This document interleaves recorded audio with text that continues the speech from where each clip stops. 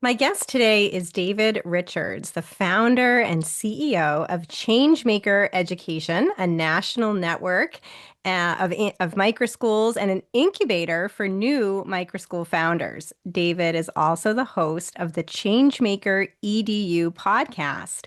Previously, he was the founder and CEO of Growth Public Schools and a founding teacher and leader with the Summit Public Schools, where he launched several innovative schools.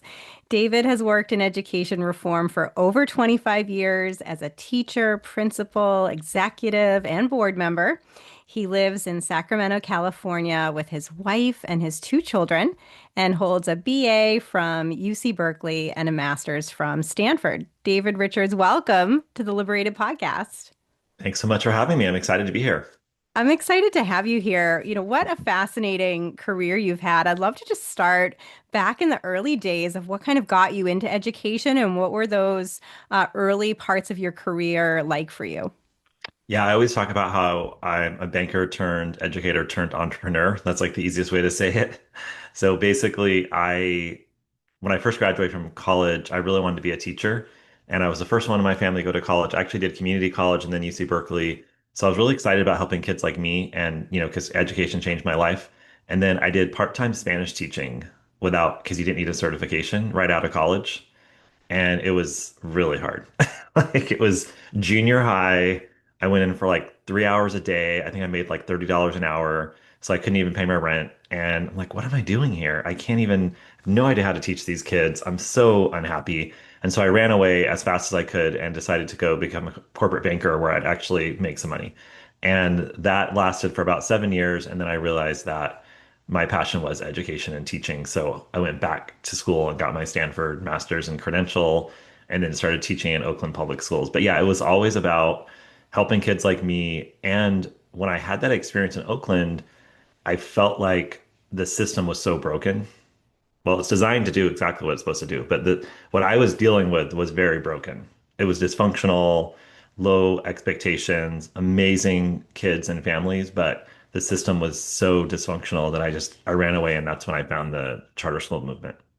So after graduate school, you started teaching in the Oakland public schools. And Yep. what were you teaching? What were you still doing Spanish? Were you what grade levels? I actually started teaching history because I Okay. was a history major and I taught high school. So I always Yeah. taught like ninth, 10th, actually taught all the history classes in high schools, like government history, US, world history, US history. And I ended up, my classroom in Oakland Public Schools ended up on the front page of the Oakland Tribune for the worst actual classroom in the whole entire school district. That's how you treat a first year teacher at an urban school Ugh. district. They put me in a 1967 portable, and this was like 2000 something. And it was the maintenance guy came in and asked me, "Are you actually teaching in here?" And I was like, "Yeah, I am." And so then they had this whole kind of expose about the dilapidated state of facilities in Oakland, and my portable was on the front page. So that was my experience in Oakland. Wow. And so then that started you thinking about alternatives. The Mhm. charter sector was, and in some cases still is, a place for Yeah. innovation and Yeah. education. What attracted you to that? Yeah, so one of my friends from grad school, actually my best friend, was working at Summit Public Schools when it was back then it was Summit Prep with like three portables at the back of a high school. And we would have, lunch and go out for a drink, whatever, and he would just be telling me how great his experience was. Like, oh, we really focus on the kids and it's all about innovation and project-based learning and all the things we learned in grad school now we're doing. And I'm sitting there thinking it's the opposite experience for me. So he eventually convinced me to go and meet with the founder, Diane Tabner, who many people have probably heard of her. Mm. And from that point forward, I was sold. She had a vision, and I started laughing because she said, our vision is to have this charter school in every school, every high school in the US. And that was like years ago. And I laughed, and she's like, no, I'm not joking. And that was my first meeting with her. So I was like, okay, I'm on board. Let's do this. And, that's when I spent 9 years there, and I went from one of the founding teachers to principal of schools 3 and 4. I helped lead the replication of school 2 as a teacher leader, and then open schools 3 and 4. And then I trained all of the new principals on schools 5, 6, 7, 8, 9, and 10 in 2 states. Amazing. And what do you think were some of the factors that sort of unleashed that innovation in the charter sector that you weren't finding in a kind of conventional district school? Yeah, I think a lot of it was the culture and the people, honestly, which is really culture. It's like having a vision and then finding great people to enact that vision. And then we always had the teachers and the students were so empowered. And I did this when I launched my own charter school it's a K-8 out here in Sacramento. It's the same concept of teacher leadership, teacher empowerment, and student empowerment. And I feel like when you really put people at the center and you give them agency and ownership and you let them kind of create change, then you see amazing things happen. And that's what we did at Summit. Like we had these faculty meetings for like 3 hours every day for the first few years. And we would just go at it, right? We would just talk about what's working, what's not working, but we always had a bias towards action. And that's where and then we started reading the Lean Startup and we started actually creating some discipline to the work we were doing. But we always had this innovative spirit to our culture. And I think that's where you see really amazing things happen. So you were at Summit for 9 years, and Yeah. then what did you do?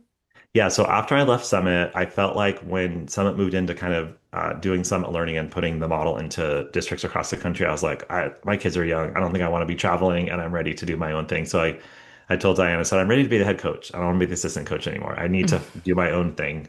And so it was really hard to leave because I was so embedded in the community. But I ended up launching my own charter school out here in Sacramento that my kids attended. It's a K-8, so kind of taking some of those things that we did at Summit for high school and middle schoolers and doing it with younger kids and thinking about, how do you create really robust project-based learning?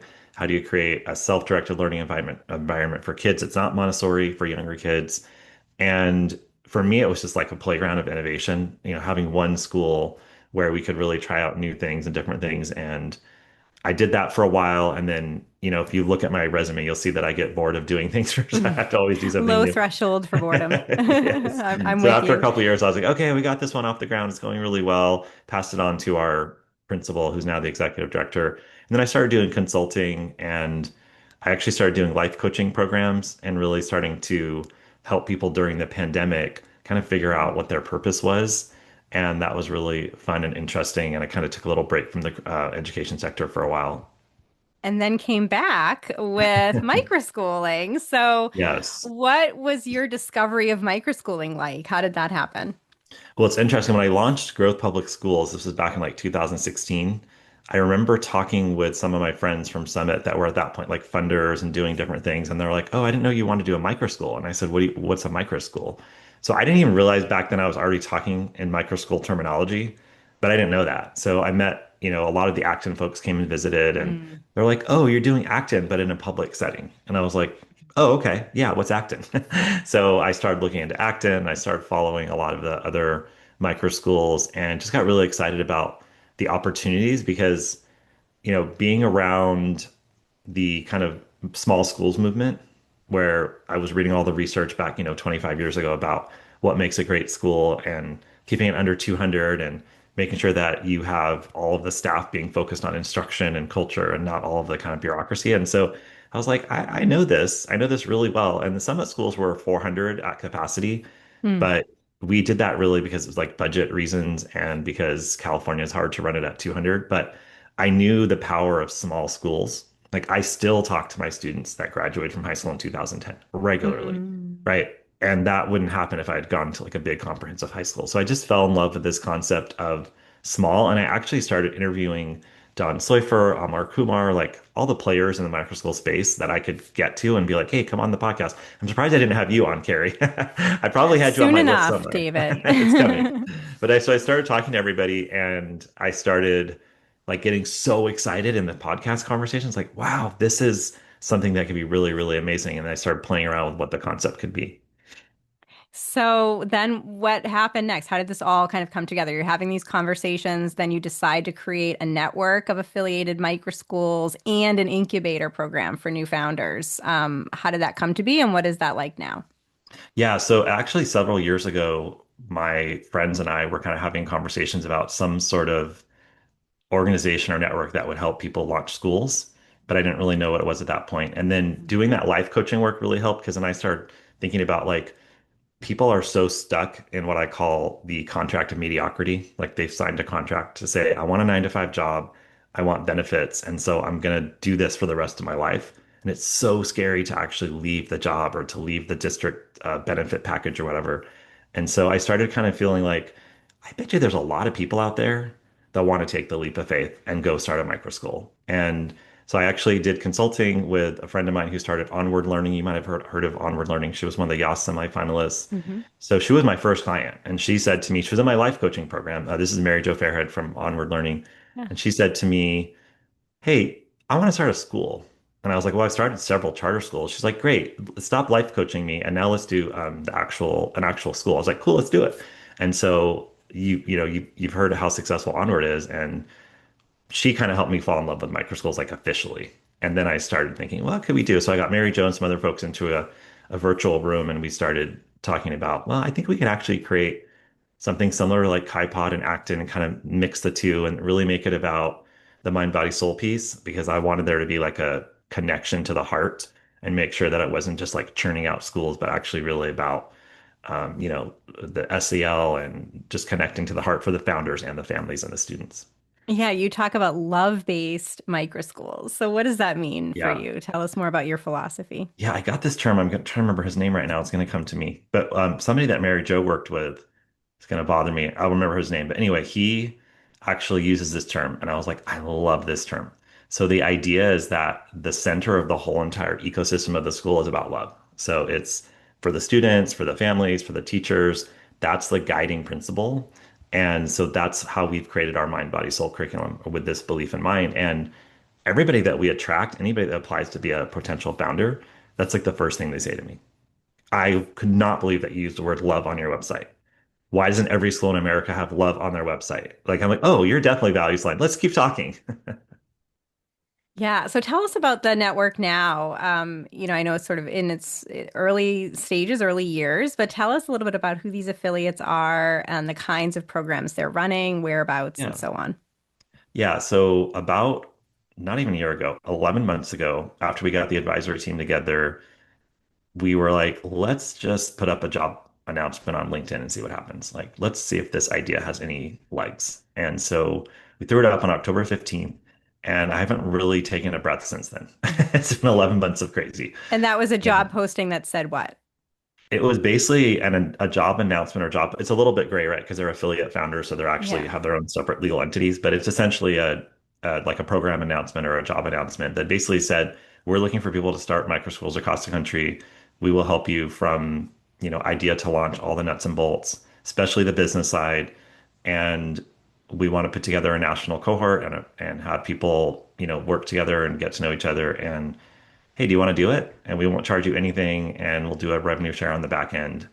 And what do you think? And so we threw that up, and within 12 weeks, I had 250 conversations, 2,500 applicants, and it was just me and my partner, the COO, our COO. So it was absolute insanity. But we found 12 out of those 250 conversations that were totally aligned with our vision. And out of those 12, we had six launch. Really, it was like a pilot year. Like we were just like, let's see Yeah. what. So we were really excited that we had six launches. So we have the Love Learning Center in Atlanta. We have Freedom Arts Academy in Philly. We have Legacy Builders in Charleston, South Carolina. Fay Learning Center in Houston, Texas. Wander Through Wonder Academy in Chicago, and Uhuru Pathways in Albuquerque, New Mexico. Incredible. And so everyone is running their own independent entity that's connected Yeah. with your network. I guess how does that work? There's the revenue share on the back end. Is there any other kind of Yeah. licensing agreement? Yeah, so essentially they sign a licensing agreement to basically license the brand and the support and our mind, body, soul curriculum. And but they're separate either LLCs or 501(c)(3)s, and essentially they are a representation of our brand. So it's like partnered with Changemaker Education. So for them, they get the benefits of a national network. Mm. So like when we had some of these founders I just listed to you trying to sign leases, they were like, oh, no, no, no, I'm just not a mom and pop micro school. Like we have this national network. And then you look at our Yeah. website and they don't realize we've only been open for a year, right? It's very professional. And then they see my background and my CEO, Joy, who's also very, experienced in this space. So that's helped a lot with kind of giving that credibility. And then we're able to negotiate. We found a learning management system. We got a discount on that. We have national facility brokers. So we're just able to kind of bring these things together and that was the vision from the beginning. If you're a mom and pop micro school founder and you're trying to launch a micro school all by yourself and you don't have any capital, you're not really sure how to do it, you don't understand the business side, but you have a clear vision of what you want to bring to your community. And I'm like, I had clients after Mary Jo, and I was like, they all have the same issue. Like they don't understand the business side, which why would they? They've been educators forever. So they struggle with it really stresses them out just to think about filling out an insurance form, setting up their legal entity. Like that will give them a nervous breakdown. Yet once you get them working with kids, and it's like they're very clear, like Freedom Arts Academy in Philly, they were very clear they wanted a micro school that was all about the performing arts. Hmm. And they ended up they're two blocks from the convention center, and they had the vision from the beginning. But all the other stuff, they're like, we don't know how to do any of that, right? And so from the beginning, we'd be like, okay, if we can take that out of their remove that obstacle for them, we think that they can be really successful, and that's what we've been doing. So clearly, there's scores of people interested in this kind of network affiliate Yeah, model for all the reasons that you say, sort of having yeah, that support. So what's next? This is your pilot year. Where is the future? yeah. So the vision is to have 100 of these over the next decade. So some of the people that are advising me are like, you should go for 5,000 and you should do, and I'm like, Mm, we're going to really keep it. Our vision is to have proof points across the country. So a portfolio, as it were, like not. So we do have, a more high-end micro school families in Lincoln Park, Chicago. And then in Albuquerque, we're going to have, it's going to be very close to just kind of at cost, right? So it's there's going to be all different types of families. And this next cohort, we somehow, not on purpose, have like five founders in Ohio and Indiana. So they have the voucher programs. yes, yeah. So that's going to create a whole nother, and then we have a couple in Arizona that will be launching. So I think there's going to be a mix of states with ESAs and vouchers that are really strong that you could almost like have it not, the parents not pay anything. There's going to be states like Georgia where it's probably like 50% of the tuition will be paid by the state, the Georgia Promise Scholarship, and then the other 50% will be tuition based. We're actually just decided to do charters in Indiana because Hmm. I'm friends with the charter, Scott Best, who's the CEO of the Charter Innovation Center. So he's convinced me to give it a try. And he said there's not as much bureaucracy. So we'll see. But yeah, so Yeah. we're just really looking to have a portfolio of a bunch of different schools, a bunch of different people. We're working on creating an innovation lab so that we can give back to the space and say like, here's how you get an educator to become an entrepreneur, right? Here is how you create a self-directed learning environment. Here's how you create, rigorous project-based learning in micro schools. And here's some budget models. So we're working on that. And what else? I think that's it. Like 100 schools, an innovation center. Yeah, and I guess how are you deciding, maybe this is from your, the 250 conversations down to the initial folks that you invited into the pilot and Yeah. now going forward. How are you deciding who is included? And maybe another way of putting that is, maybe the people who are not invited to be part of the network. Why is that? What are some of the things you're seeing? Yeah. So what we're seeing, what we learned through the pilot is that the entrepreneurial desire, or you don't even have to have experience.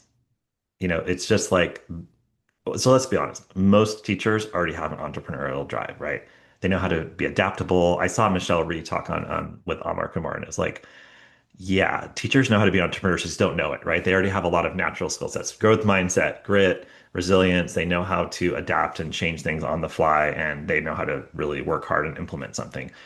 But there's other skills that they struggle with, like jumping into the unknown, investing money, racking up your credit cards, like different things that Mm, entrepreneurs do that are really scary for educators. And so what we found through our pilot and what we're finding through this, because I've now done this for another 3 or 4 months talking to a bunch of people. I think I'm at like 300 for the last this once again, it's a bunch.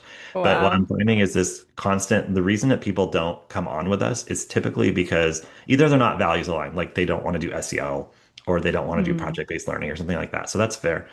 Or they're just too scared, which makes hmm perfect sense because you're asking them to leave. Most of them have been educators 10, 15, 20 years. Like I said, they have that benefit package, they have that safety, and now they're having to go to their spouse and they're, usually have kids and say like, hey, I'm going to go open a micro school, and for a year, I'm not going to get paid. And then I'm going to cross my fingers and hope that I can actually get it done. And so I think that's the biggest obstacle. And so as we get better and better, we're able to say, like, we're pretty confident we can get you there. So it's not as risky as you might think, but you're going to have to actually do the work and you're going to have to take the risk and you're going to have to absolutely transform and shift your mindset. Hmm. I talk to a lot of teachers, founders, starting these new schools and spaces, some of whom came from the charter sector, Yeah. either as charter school founders or charter school educators. Yep. And many of them say, the charter sector, again, sort of started in the early 1990s Yep. as with this vision of, incubator of innovation and experimentation. And then over time, a lot of charter schools became more standardized, more regimented, Yep. more similar to kind of traditional district schools. Yep. And I think there's some concern, certainly I have concerns about this too, that the microschooling movement could follow that similar path, starts off really innovative and experimental and could gradually become more restrictive. I wonder if that's something you've thought about and sort of how to avoid that path for microschooling. Oh, I've definitely thought about it. I have these deja vu moments all the time where I'm having conversations and I'm like, wait, is it 2007? And we're talking Yeah. about, like, because again, we started Summit with three portables at the back and like 70 kids, and we were just innovating and trying new things. And even back then, our first Summit charter petition was actually from a school district in Lake Tahoe, and we were in the Bay Area, right? So Mm, that of course, they changed that law. And so many things changed. And absolutely, this is my number one concern. And my number one sadness, honestly, to be honest with you, because I left my current charter school in California after, I mean, I did get bored, but I would have stayed longer because we probably would have replicated and done some interesting things. But I could not handle, fortunately, I hired a principal that's good at bureaucracy and forms because she doesn't seem to care. But I'm like, I'm not interested in doing this at all.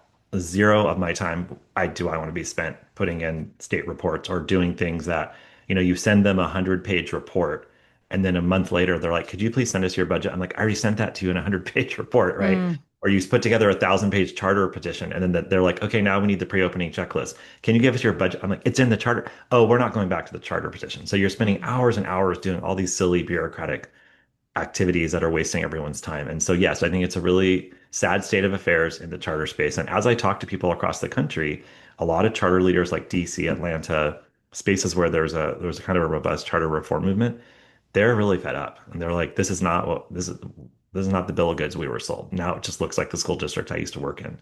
And so I think it's a great question around how do you ensure this doesn't happen again? Yeah. And I don't know. I don't know, but I do Any know. ideas, David? Here's Any my idea. thoughts? Here's my Yeah. idea. I think the actual structure of micro schools, like the infrastructure and the size, Mm, I think that'll help a lot. I think the fact that you have a lot of micro schools that are tuition based, even though they might be getting ESA money, I mm, think that's going to help. I think you have people that have been through this and understand that we're going to be paying very close attention to trying not let it happen again. So I'm not exactly sure how to do it. I think the other piece that we're working on is the innovation lab to have a space where we can say, because we actually talked about doing that at Summit years ago, and then we started replicating and going into the Summit learning model. But we were going to have this innovation lab where kind of like America's Test Kitchen, where you could basically say like, this is how an innovative school could look, and or a lab school. So I think there's probably structures and programs like that where we can ensure and work together as a movement that these things actually happen. mm. Yeah, and maybe the innovation lab is the way to focus on my next question, which is sort of Yeah. scalability and Yeah. impact, because I'll often hear folks in the education reform space say, "Oh yeah, micro schools are really interesting and innovative. There's a lot to learn from them, but they're tiny Yeah. and they're not going to make an impact on the large K to 12 education ecosystem." What do you say to that? Yeah, so it's so interesting because once again, it's a deja vu moment, right? This is a Yeah. conversation I had with my friends for years, like, oh yeah, you have a great charter school, but what's the point? Who cares? Like you're just siphoning money from the public district and you're just part of the problem. And I would always tell this like simple story about how in the Sequoia Union High School District in Redwood City, where we opened our first Summit school, by the time Summit school, the flagship was in year 5, they had moved to college requirements for all, AP access to everybody, an advisor group. They had basically mirrored all the things we were doing that were like quote unquote revolutionary at the time Mm, because we had 500 students on a waiting list, right? And mm. so they were, and it was like I don't know how big the district was, but I think they had three high schools with like, they had 6,000 students or something. And, that's like 20% of their student body had gone to art, and we were opening another one. And so I think there is this kind of push for, this is the normal argument. Like, you have innovation, it's gonna, it's like Netflix to Blockbuster or whatever. Like you're gonna, or to the cable company, right? You're gonna see this shift happening because these smaller kind of innovative spaces are doing things, and then the people that are the actual customers are going to vote with their feet and start going to other places. So I do think you'll see a lot of that. I do not think that microschools will replace, just like we said with charter schools, they're not going to replace the whole entire system. But I do think it'll be more of that sort of innovative, the disruptive innovation, right? The Clayton Christensen concept. You're going to have these smaller micro schools that now parents are going to start saying, wait a minute, I have 38 kids in my middle school class. Why are we doing this? And you're going to start seeing district schools start to say, like, wow, maybe we need to actually, like the cable company, start adding streaming now because everybody wants streaming and they don't want to pay $400 for a package bundle of cable that they never watch, And And we're so you seeing start to that, see, right? We're right? You starting, start like to you see that. mentioned So Indiana. Yeah. yeah. So I think that's what you're going to see. And I Yeah. also feel like, if I'm reading the tea leaves as an innovator and someone who kind of sees 30 years ahead, it's just the way my brain's wired. Yeah. Like, I really do think that you're going to see so many families that are going to sign on to this, and they're going to be asking a lot of questions around like what's going on here and what's happening with this micro school. And you're going to start to see district schools try and do micro schools, probably not very well unless they start to change some of their like systemic issues, but at least they're going to try. And you're going to see a lot of that, and you're going to see a lot of just a complete breakdown, and just dismantling of the system, which might affect like 30% of the market share in terms of like people leaving the system, but it's going to change the way we like the face of education over the next like 10 years is going to look drastically different than it did 10 years ago. Mm, yeah, I agree. Maybe another deja vu moment, and I'm curious how you respond to Yeah. this is, well, how do we measure quality, right? And in the charter sector, this was also an issue Yeah. earlier on, and some of the charter advocates would say, well, if families are coming, then it must be quality, and if we have a wait list, it means people want to get in, and if it's not successful, it will close because there won't be that demand. And of course, we see some of that in the microschool movement. But what is your response there around Yeah. quality So I don't agree with microschools? that. Yeah, I don't agree with that premise. I do to a certain extent, but I always tell a story about when we went into a summit school. I opened the schools in East San Jose, and we were told that there was one school there that had a long waiting list and they were great and we should talk to them. We later learned that they were on the top 10 hit list for the Charter Schools Association of schools that should be closed because their data was so atrocious. But because the options for the families in that community were so bad, like they couldn't even walk to school without getting jumped because there was so much gang activity. So like they were just happy that their kids were safe. They were happy that the teachers showed up every day. Like the bar was so low Yeah. that they just kept coming back, and they had a waiting list, and it was supposedly a successful school. So I don't agree with the like the customer or the parent, if there's a waiting list or they go, that it means it's quality most of the time, But you but there's don't, but other even in that anomalies. example, you wouldn't say that for those families, that was a step up from their other option or not? Yeah, it is. It Yeah. was. It So was. they were Yeah. still making that kind of rational decision around quality Yeah. for their Yeah. kids So I guess based in on limited general, yeah. choices. Yeah. Yeah, absolutely. I just want to remind people that there are some pretty bad schools where parents just don't know, right?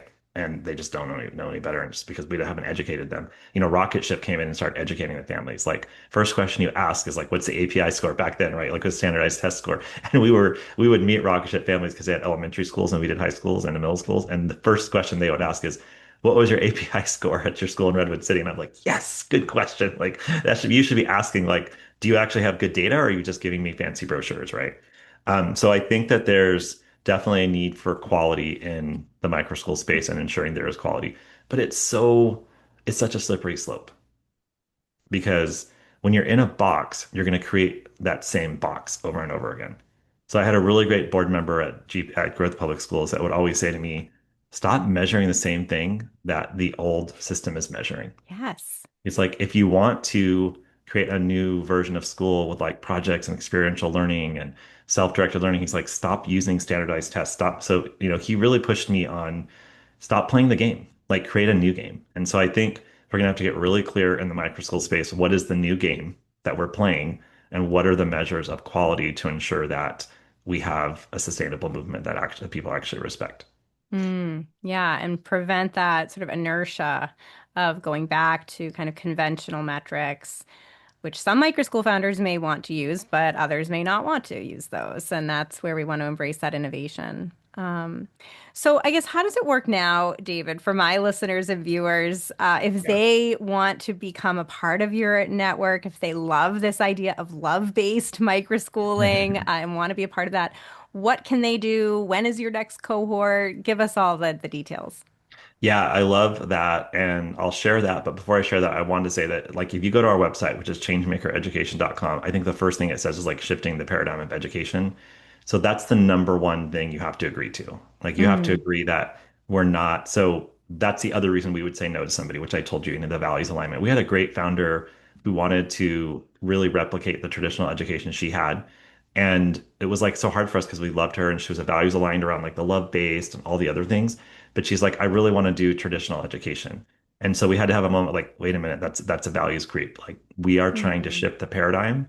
And we believe that happens through experiential learning, self-directed learning, and really changing, like flipping the whole model upside down in terms of kids being in charge instead and adults and teachers instead of making them just sit and be passive. So if you're on So board with you that, had so you had micro school or prospective micro school founders interested in your network, but they wanted a more traditional micro school, and your philosophy is again kind of flipping that yeah. model and being more innovative. So that wasn't a good fit. Okay, Yeah, thanks for we that had to say no. clarification. Yeah, Yeah, yeah, yeah, we had to say no, even though she's going to create an amazing school, right? An sure. amazing micro school.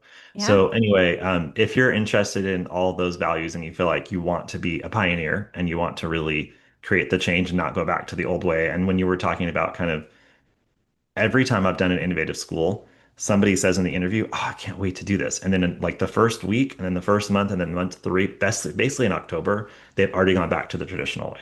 Because it's hard. And Yeah. we've all been wired, and the ed schools aren't teaching you how to do it this way. So everyone kind of goes back to the old way. So if you're interested in being courageous and taking the leap and actually shifting the paradigm of education, then we'd love to talk to you. Just go to the website. You can click on apply, and it just goes to the LinkedIn page, and you just do a simple application via LinkedIn, and then we can reach out to you and have some great conversations. Yeah, and maybe just a follow up Yeah. on again this whole idea of around quality. So, what would be some of these kind of non-standardized or innovative metrics that you think we should be embracing in the microschooling movement? Yeah, I think there's got to be a way to measure quality of like if we're talking about self-directed learning, which I know like the National Microschool Center says 65% of microschools are doing self-directed learning. So like if that's a natural thing that happens in a smaller school, then we need to find clear metrics around like what does that mean? So maybe we borrow from Montessori, like what, how much, what's the percentage of time that the kids are actually doing something that's empower that they're doing on their own Mm, or if we're trying to measure project-based learning then it's like what are the not so standardized way. I mean, the state of California will measure, like my daughter does writing, she does like a 3 paragraph essay that they all read in fifth grade. So like there's a way to standardize this, and I know Linda Darling Hammond years ago, who's I believe she's still at Stanford, but she's like assistant secretary of ed in California, like she's talked about this for years. There's ways that you can measure really deep learning without actually doing standardized tests. So I think we just got mm, to push ourselves to say, what are the things we want to see? We want to see kids in charge. We want to see teachers empowered and start measuring those things. And then do some of the good old traditional things of like, do people actually want to go to the school, like enrollment, like all those kind of things. yeah. But I think I know the microschool center is working on this. I know Mary Jo told me they're working on it for like instruction, but I think we get a lot of smart people in a room and we start talking about like what are the new metrics and how do we do this in a way that's sustainable, scalable, and that will actually give our movement credibility. I love it. Well, I'm excited to see this 100 schools. Is it 500 schools or 100 schools? 100, 100, 100 about 10 a year schools for the next decade. Yeah. for the next decade. Okay. And just this lab, the vision for your kind of innovation lab and all that might come of that. I think that the future is bright for microschooling and glad you're a part of this movement as well. So, David Richards, best wishes to you. And thank you so much for being on the Liberated podcast. Thank you.